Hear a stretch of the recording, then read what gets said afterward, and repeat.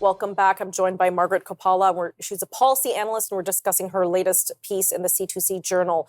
Margret, in the first segment, we ended off when we were discussing what kind of piqued people's interest and where did you find the data that has cause for concern. And it was interesting, and this seems like a natural place to look. I wouldn't think of looking at, but it seems like a natural place to look, is insurance claims for deaths.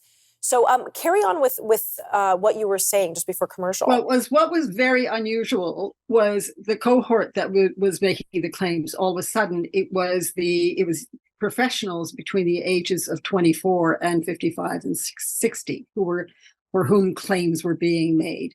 This was and their claims were going through the roof so far as the insurance industry was concerned. This was brand new for the insurance industry, right? Because that's usually a safe cohort where.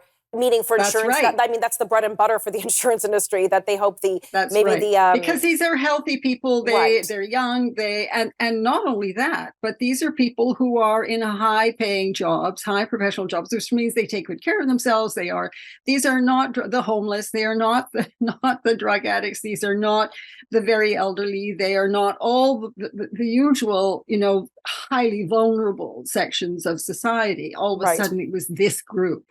And so that got Ed Dowd going, and he and Robert F. Kennedy Jr. put out a book called Died Suddenly. So that really got the ball rolling on the phenomenon known as all-cause mortality. And this all-cause mortality became the linchpin for several other studies that then subsequently emerged. All-cause mortality is really important because it doesn't lie. You can't fudge the statistics about the numbers of people who were dying.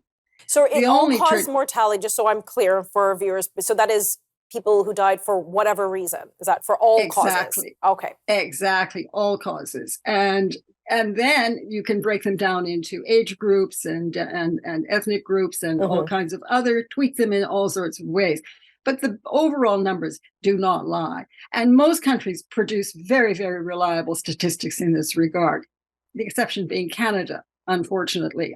Apparently our data, in fact, Ed Dowd referred to our statistics gathering on this as third world at one point. Oh boy. I think Canada has addressed that, has redeemed itself, and has finally put a proper adverse events reporting system up on the net, but it's taking much too long. So before we dive in further onto this, so when you said that there was like a sharp increase, that the numbers just started to increase and it was unprecedented, can you give us an example as to practically what were those numbers? What percentage of increase did things go up? I won't give you the percentage. I'll give you the trajectory, which was this. So exponential. So you've got the numbers going along like this, and then all of a sudden they go up like this. Okay. And what's interesting is you've had not only Dowd's charts, but you've got those from Canadian physicist Denis Rancourt, who breaks down the numbers even more finely into, and Denny explains how all-cause mortality, of course, can be caused by a lot of things.